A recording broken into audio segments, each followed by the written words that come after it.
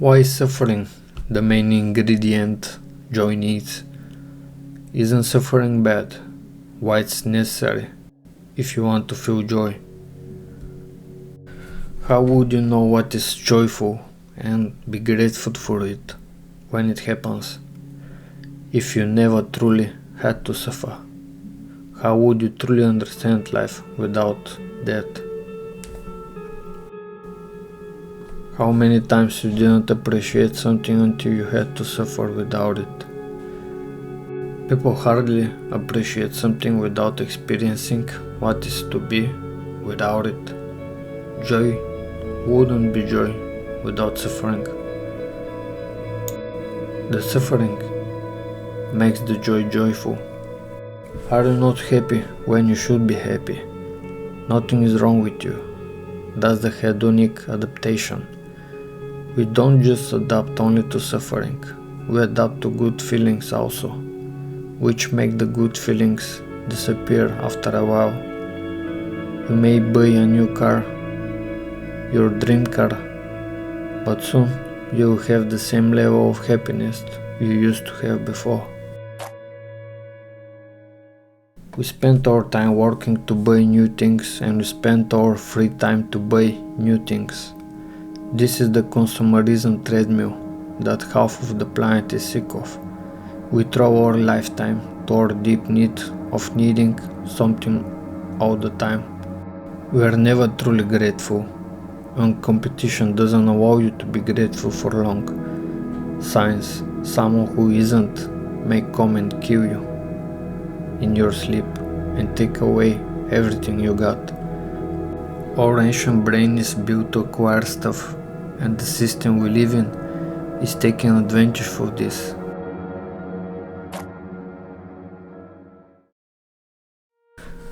Are we responsible for anything? How could we? You don't have free will. Where are the morality and the judgment of a person who didn't have the power over his actions? Who can't influence and go against his own destiny and the rules of nature?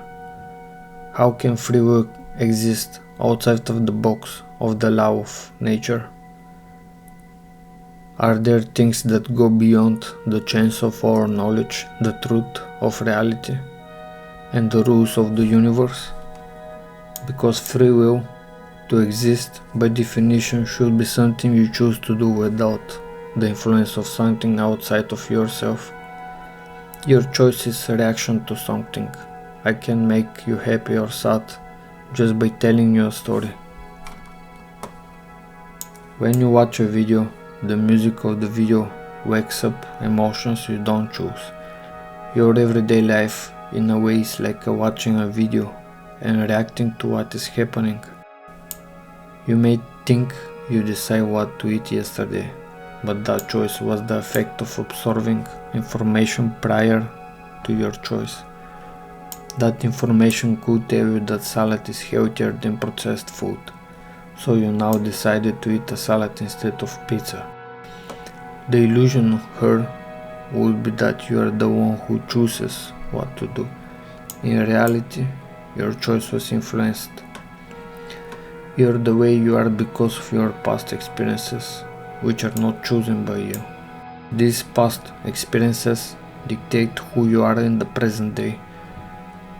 Therefore, your actions are always influenced, one way or another, by something, which makes free will, by definition, an illusion.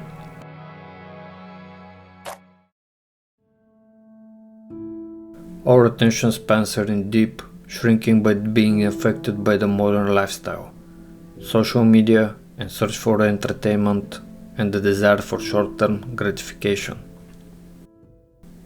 The bad effects of the losing ability of our minds to focus on a subject for a long period of time are a deeply underestimated problem we are facing without positive action towards addressing the problem. In what world we would live in if we can't focus and have the capacity to think deeply about something? Artificial intelligence and its dangers are something worth thinking about deeply enough to come to a different conclusion and hopefully manage to live with it in the future. Why are we aware of the dangers of artificial intelligence, and at the same time, when we speak about it, it feels like we accepted the notion of artificial intelligence killing us one day? We talk about it like it's something that certainly happens, and yet we can't do anything about it. Why are we really powerless and we can do nothing to change the direction of human destiny to become extinct? It's something worth thinking about. Social media proves us that technology can become too powerful and give us amazing tools to connect with people, but leave us in a feeling an even deeper need for connection with people. The way social media manipulates us to let it become so powerful is by making the promise of improving our lives and then taking out the willpower we have and making us forget why we wanted social media in the first place: human connection.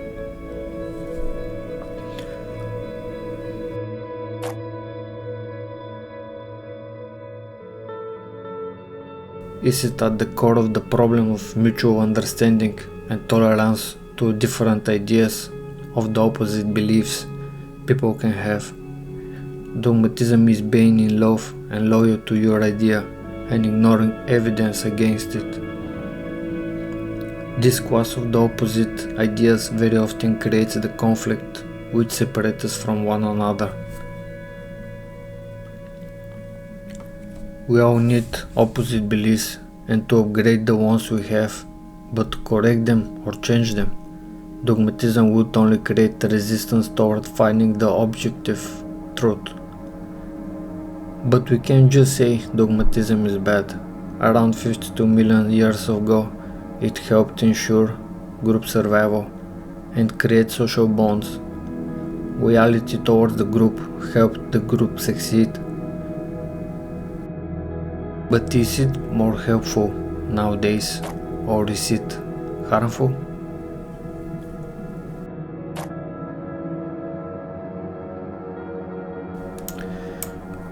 We humans know our fate and yet don't change it. We know what war brings to people and yet we see the same pattern occurring over and over again. Our egos are smarter than us, and our egos make us believe we are in control. But in reality, the ego is in control. We keep searching for the truth in life, yet our senses are not equipped with the necessary tools to see it. Why are we obsessed with the truth? Why do we need to know if someone betrays us, if knowing the truth is actually hurting us, and it can be even damaging for us? But we still want to see and feel the truth. We just can't live knowing we are wrong, and we may live in deception, but we are at the same time always wrong, and we live in a world where our capacity to truly see the truth is limited to our senses and cognition. Truth is not always good for us. We still want it. And some of us would argue that something is not helpful or good for us, and it's not rational to want it. If I tell you that you have 55% chance to succeed in building the dream company you want to build, and that makes you go for it with all you got and eventually succeed, but what if in reality the percentage to succeed was 10% and I lied to you? Should I tell you the truth and make you give up on the idea, or should I lie and motivate you to succeed? That's a question I can only rationalize my way to come to the conclusion of: do what is effective and helpful. Your human brain may not be capable of dealing with the truth and adapting to it. You may not be ready to see the beauty and darkness that comes from knowing the truth. But you don't want to limit yourself. You're already limited, and you limit yourself more than necessary. Does truth make us happy? What if you're sick and you don't know it? So you live a happy life till you die because you're unaware of your destiny. If I told you you may die in 10 years, you would get depressed or finally start living. It can go both ways. That's the beauty of human nature. We can interpret information differently and make what is negative into positive. Do you want to know your destiny? Many people believe they want to know their destiny. But do they? Would life be so interesting if you know every outcome of your action? You know the final result of everything, and you know what the future would be like.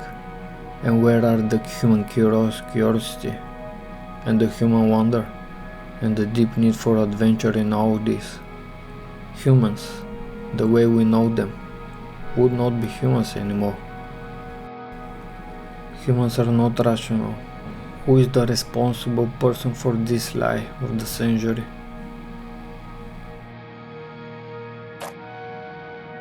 Even your rationality is affected by your emotions. I would say that most of the time our emotions dictate the way we think. Sure, we can influence our emotions, our thoughts, but emotion influences way more of the thinking process in the brain than the thoughts influence your emotional state. Your emotions dictate the path of your thinking process. Don't let your thinking self and the ego make you believe that your way of thinking is free from your emotional state. The freedom is an illusion. You can never be truly free. In the freest country in the world, you're still influenced by someone else. You're manipulated to think you're free. By definition, true freedom doesn't exist. You can't decide to not eat and survive. You can't stop breathing and survive. You're always in a chain of your body, and then the slavery goes a little bit further. Your mind is influenced by someone else's ideas or beliefs. You may think your personality is who you are, but in reality, your personality is someone else imprinting your brain. Even your genes are not just your genes. Nothing is free of everything. Everything is connected. So total freedom by definition is foul. You can't be free from many things, but never truly free. We're wrong. I'm wrong with all these statements, probably, as everyone else was wrong about everything. Every theory is yet to be upgraded or corrected, as it has been in the past. Our present understanding is just a tiny fraction of what is up there. And that's my argument. We're all wrong. And I could be wrong that we're all wrong.